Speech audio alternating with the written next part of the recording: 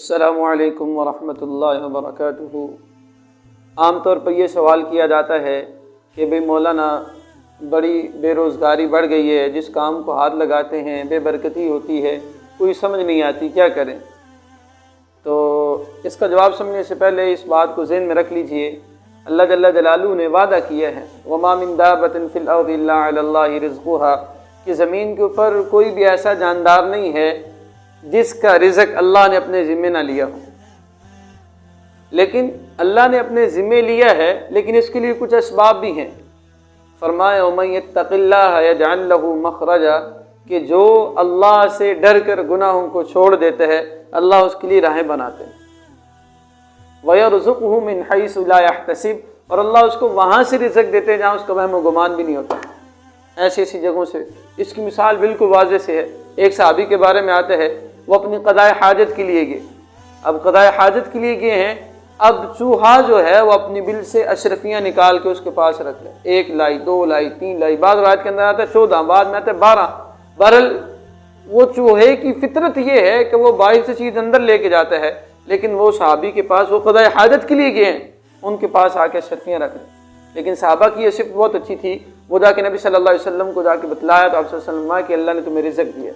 جب اللہ کے اوپر کامل یقین ہوتا ہے تو اللہ کہتے ہیں کہ میرے بندے کے لیے ایسے ایسے اسباب پیدا کر دیتا ہے، تو اللہ پاک اس کے لیے ہمیں 2 کام کرنے چاہیے۔ ایک کام تو ہمیں گناہوں سے توبہ کرنی چاہیے، گناہوں کو چھوڑ دینا چاہیے، کیونکہ جب تک گناہ ہوتے ہیں اس وقت تک نہ تو اطمینان قلب نصیب ہوتا ہے، نہ رزق حلال نصیب ہوتے ہیں۔ آپ نے دیکھا ہوگا آگ جو ہے، آگ جب اس پہ پٹرول ڈالا جائے تو وہ بڑھتی ہے، بڑھتی ہے، کم نہیں ہوتی، وہ کم نہیں ہوتی۔ اسی طرح یہ جو ہماری عشق مجازیاں ہیں، اس سے آگ بڑھتی ہے، اس سے کم نہیں ہوتی۔ آپ نے دیکھا ہوگا پیشاب سے کپڑے نہیں دھوئے جائے۔ تو ہمیں گناہوں سے توبہ کرنی چاہیے، گناہوں کو چھوڑنا چاہیے، اور یہ استغفار، فرمایا استغفر اللہ الذی لا الہ الا هو الحی القیوم واتوب الیہ، جو بندہ روزانہ 2000 مرتبہ پڑھتا ہے، اللہ جل جلالہ اس کو وہاں سے رزق دیتے ہیں، اس کا وہم و گمان بھی نہیں ہوتا۔ وہ حیران ہو جائے گا کہ رزق آیا کہاں سے۔ کوئی مشکل نہیں ہے، ہر نماز کے بعد 2 تسبیح بندہ پڑھ لے، استغفر اللہ الذی لا الہ الا هو الحی القیوم واتوب الیہ، تو یہ 2000 مرتبہ ہو جائے گا۔ اور اسی طرح ایک صحابی کے ساتھ یہ معاملہ پیش آیا، وہ مسجد کے اندر بڑے غمگین اور اداس اور پریشان بیٹھے تھے۔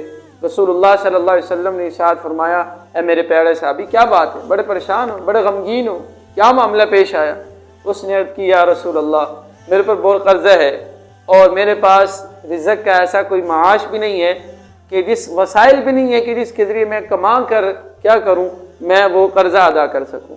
تو رسول اللہ صلی اللہ علیہ وسلم نے فرمایا کہ بھئی یہ دعا پڑھ لیا کرو صبح و شام 3 مرتبہ۔ کون سی؟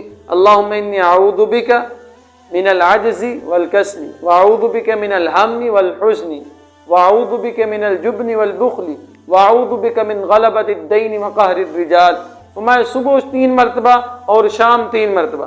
یہ صحابی رسول فرماتے ہیں، روایت کے اندر فرماتے ہیں کہ میں نے چند دن پڑھا تو نہ تو کوئی غم رہا، نہ کوئی ہم رہا، نہ کوئی قرضہ رہا، اتنی دولت آئی کہ میں خود حیران تھا کہ اللہ پاک نے کہاں سے دے دی۔ اور اسی طرح ایک اور صحابی کے ساتھ یہ معاملہ آیا تو رسول اللہ صلی اللہ، اس نے آ کے شکایت کی رسول اللہ کو، آ کے عرض کیا، رسول اللہ جس کام کو ہاتھ لگاتا ہوں وہ کیا ہو جاتا ہے، اگر میں سونے کو ہاتھ لگاؤں تو وہ بھی کیا ہو جاتا ہے، مٹی ہو جاتی ہے، کاروبار میں برکت ہے ہی نہیں۔ تو رسول اللہ صلی اللہ علیہ وسلم نے بڑا پیارا نسخہ ارشاد فرمایا، آپ نے فرمایا جب دکان پہ جاؤ یا کسی کاروبار کے لیے جاؤ یا گھر میں داخل ہو، دکان کو کھولو تو یہ عمل کر لیا کرو، بسم اللہ والصلاۃ والسلام علی رسول اللہ صلی اللہ علیہ وسلم، اور ایک دفعہ سورۃ اخلاص۔ جب یہ پڑھ لیں گے تو اللہ جل جلالہ، وہ خود ثابت فرماتے ہیں کہ اللہ جل جلالہ نے اس عمل کی وجہ سے مجھے اتنی روزی دی کہ اگر میں مٹی کو بھی ہاتھ لگاتا تو وہ سونا بن جاتا۔ لیکن آج ہمارا نظریہ قارون والا ہے، ہم کہتے ہیں کہ ہم اپنی عقل سے کمائیں گے۔ جو اپنی عقل کے اوپر بھروسہ کرتے ہیں، قارون کا اللہ نے کیا انجام فرمایا؟ اس نے کہا تھا انما اوتیتہ علی علم عندی، کہ میں نے اپنی علم، اپنی عقل سے کمایا۔ اس کا نتیجہ کیا نکلا؟ وخسفنا به الارض وخسفنا به وبداره الارض، فرمایا کہ اس کو اور اس کی جائیداد سمیت ہم نے اس کو زمین کے اندر دنسا دیا۔ اور رسول اللہ صلی اللہ علیہ وسلم کا ارشاد ہے، فرمایا یتجلجل بها الى یوم القیامہ، وہ اسی طرح زمین کے اندر قیامت تک دنستا جائے گا۔ تو ہمیں چاہیے کہ ہم اللہ کے جو وعدے ہیں ان کو پورا کریں۔